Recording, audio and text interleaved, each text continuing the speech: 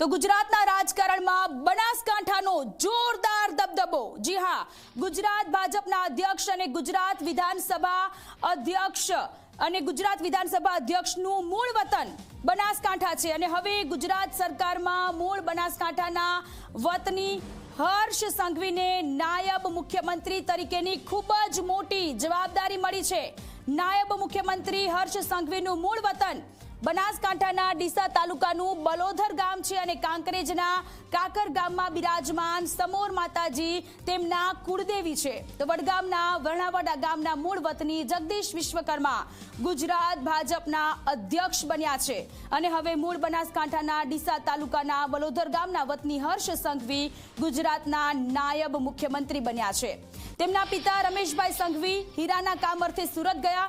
Girnar corporation નામથી હીરાનું કારખાનું નાખ્યું। હર્ષ સંઘવીમાં નેતૃત્વના ગુણો જોઈને તેમને આરએસએસના જયદીપભાઈ ત્રિવેદી જનસેવાના કામો માટે પ્રેરણા આપતા હતા।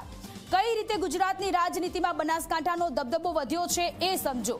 ડીસાના ધારાસભ્ય પ્રવીણ માણી અને સ્વરૂપજી ઠાકોરને મંત્રીપદ મળતા બનાસકાંઠાનો દબદબો વધી ગયો છે। હર્ષ સંઘવી કે જેઓનું મૂળ વતન બનાસકાંઠા છે, બનાસકાંઠાના તેઓ વતની છે, તેમને નાયબ મુખ્યમંત્રી બનાવવામાં આવ્યા છે। 40 વર્ષના અને સૌથી યુવા નાયબ મુખ્યમંત્રી હર્ષ સંઘવી બન્યા છે। તો બીજી બાજુ શંકર ચૌધરી તેઓ પણ બનાસકાંઠાથી આવે છે। પ્રવીણ માળી અને સ્વરૂપજી ઠાકોર પણ બનાસકાંઠાથી આવે છે, એટલે કે બનાસકાંઠાનો જે દબદબો છે એ યથાવત જોવા મળી રહ્યો છે અને રાજકીય દ્રષ્ટિએ પણ બનાસકાંઠા પર ભારતીય જનતા પાર્ટીને ફોકસ કરવું એ ખૂબ જ જરૂરી બન્યું રહ્યું હતું। શંકર ચૌધરી મૂળ બનાસકાંઠાના વતની છે। ગુજરાતના રાજકારણમાં બનાસકાંઠાનો દબદબો વધી ગયો છે કારણ કે ડીસાના ધારાસભ્ય પ્રવીણ માળી અને વાવના એમએલએ મંત્રી બની ગયા છે। સ્વરૂપજી ઠાકોર મંત્રી બની ગયા છે। ગુજરાતની રાજનીતિને લઈને આજે મંત્રીમંડળનું વિસ્તરણ થયું। 11:30 કલાકે મંત્રીઓએ શપથ લીધા। વહેલી સવારથી જે મંત્રીઓના નામ હતા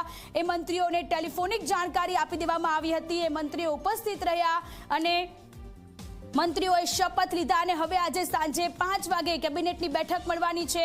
ડેપ્યુટી સીએમ હર્ષ સંઘવી એક આખું નામ જાહેર કરી દેવામાં આવ્યું છે અને હવે કયા ખાતું કોને સોંપણી કરવામાં આવે છે એના પર સૌ કોઈની નજર છે। સાંજે 5 વાગ્યાનો એ સમય નક્કી કરવામાં આવ્યો છે।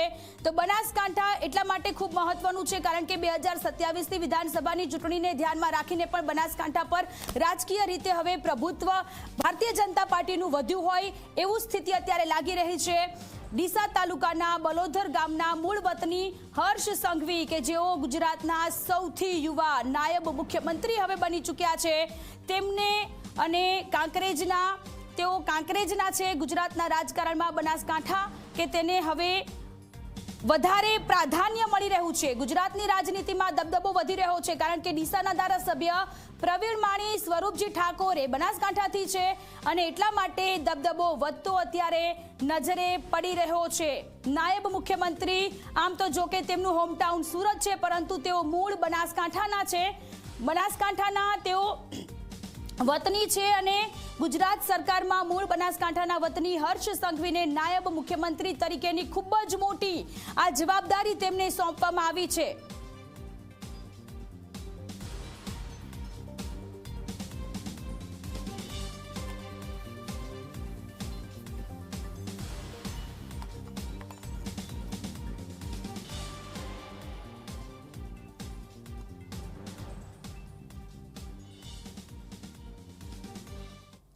તો મંત્રીમંડળનું વિસ્તરણ થઈ ચૂક્યું છે। 11:30 વાગ્યાથી શપથ ગ્રહણ ચાલી રહ્યા હતા। તમામ મંત્રીઓએ શપથ લઈ લીધા છે। ત્યારે ઝોન વાઇઝ હવે વાત કરીએ કે કયા ઝોનનું કેટલું પ્રભુત્વ છે। સૌરાષ્ટ્ર અને કચ્છથી પરસોત્તમભાઈ સોલંકી, કુંવરજી બાવળિયા અને અર્જુન મોઢવાડિયા કે તેઓ સૌરાષ્ટ્ર અને કચ્છથી આવે છે। સૌરાષ્ટ્રનું આ વખતે પ્રભુત્વ વધારે છે। ત્રિકમ છાંગા, કાંતિ અમૃત્યા અને કૌશિક વેકરિયા એ પણ સૌરાષ્ટ્ર અને કચ્છ સૌરાષ્ટ્ર પરથી આ વખતે 9 જેટલા મંત્રીઓએ શપથ લીધા છે। જીતુ વાઘાણી પણ સૌરાષ્ટ્રના છે। ક્ષત્રિય ચહેરો રીવાબા જાડેજા અને પ્રદ્યુમન વાજા કે જેઓ આદિવાસીનો મોટો ચહેરો છે તેમને પણ સ્થાન મળ્યું છે। હવે વાત કરીએ ઉત્તર ગુજરાતની, તો ઉત્તર ગુજરાતથી ઋષિકેશભાઈ પટેલ કે તેઓને રિપીટ કરવામાં આવ્યા છે.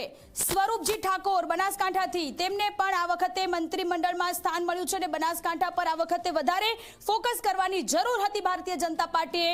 પ્રવીણ માળી, તેમને પણ સ્થાન મળ્યું છે અને પીસી બરંડા એ પણ ઉત્તર ગુજરાતથી જ આવે છે અને ઉત્તર ગુજરાતની આ જે 4 જેટલા મંત્રીઓ છે તેમને સ્થાન મળેલું છે. દક્ષિણ ગુજરાત ઝોનની વાત કરીએ તો દક્ષિણ ગુજરાતમાં ઈશ્વરસિંહ પટેલ, પ્રફુલભાઈ પાનસેરિયા, તેમને રિપીટ કરવામાં આવ્યા છે. કનુભાઈ દેસાઈ, તેમને પણ રિપીટ કરવામાં આવ્યા છે. દક્ષિણ ગુજરાત ઝોન વાઇઝ આપણે કયા મંત્રીઓને સ્થાન મળ્યું છે તેની આપણે વાત કરી રહ્યા છીએ. તો નાયબ મુખ્યમંત્રી તરીકે હર્ષ સંઘવી, નરેશભાઈ પટેલ અને જયરામ ગામિત, તેમનું પણ મંત્રીમંડળમાં તેમને સ્થાન મળ્યું છે. તેમણે પણ શપથ લીધેલા છે. હવે વાત કરવી છે મધ્ય ગુજરાતની, તો મધ્ય ગુજરાતમાંથી રમણભાઈ સોલંકી, કમલેશ પટેલ અને સંજયસિંહ મહિડા કે તેમને મંત્રીમંડળમાં આ વખતે સ્થાન મળ્યું છે. ઝોન વાઇઝ તમામ ઝોનને આવરી લેવામાં આવ્યા છે અને સૌથી વધુ સૌરાષ્ટ્ર કચ્છમાંથી 9 જેટલા મંત્રીઓને સ્થાન મળ્યું છે. રમેશ કટારા, દર્શનાબેન વાઘેલા અને મનીષા વકીલ, આ વખતે મંત્રીમંડળમાં મહિલાઓને પણ સારું એવું પ્રાધાન્ય આપવામાં આવી રહ્યું છે. અને હવે આપણે આગળ વાત કરવી છે કે જાતિગત સમીકરણ, કયા જાતિગત સમીકરણોના આધારે કયા મંત્રી બન્યા છે. તો ઓબીસી કેટેગરીના 8 મંત્રી બન્યા છે અને આદિવાસી કેટેગરીના 4 મંત્રીઓ બન્યા છે. તમામ જ્ઞાતિને આવરી લેવામાં આવી છે. કોઈ જ્ઞાતિ નારાજ ન રહે એ પ્રકાર એનું પણ ધ્યાન રાખવામાં આવ્યું છે. લેઉવા પાટીદાર કે જેના 4 મંત્રીઓ છે અને કડવા પાટીદારના 3 મંત્રીઓ બનેલા છે. પાટીદાર કે જે લેઉવા પાટીદાર અને કડવા પાટીદાર, લેઉવા પાટીદારમાં 4 અને કડવા પાટીદારના 3 છે. એસસી 3 અને ક્ષત્રિય 2 મંત્રીઓને સ્થાન મળ્યું છે. જ્ઞાતિ, કઈ જ્ઞાતિના આધારે કેટલા મંત્રીઓ મળ્યા છે તેની વાત કરીએ છીએ તો બ્રાહ્મણ અને જૈન આ જ્ઞાતિના એક મંત્રીઓ બન્યા છે અને આ મંત્રીઓએ શપથ લઈ લીધા છે. હવે કયું ખાતું તેમને સોંપવામાં આવે છે એ સાંજે 5 કલાકે મળનારી કેબિનેટની બેઠકમાં ખબર પડશે. તો મંત્રીમંડળનું વિસ્તરણ થઈ ચૂક્યું છે અને હવે 5 વાગ્યાના સમયની રાહ જોવામાં આવી રહી છે. 5 વાગે નક્કી થવાનું છે કે કયા મંત્રીને કયું ખાતું મળવાનું છે. ઝી 24 કલાક પહેલેથી જ કહી રહ્યું છે કે આ વખતે સૌરાષ્ટ્રથી વધારે મંત્રીઓ આવી શકે છે. સૌરાષ્ટ્રથી 9 મંત્રીઓએ શપથ લીધા છે.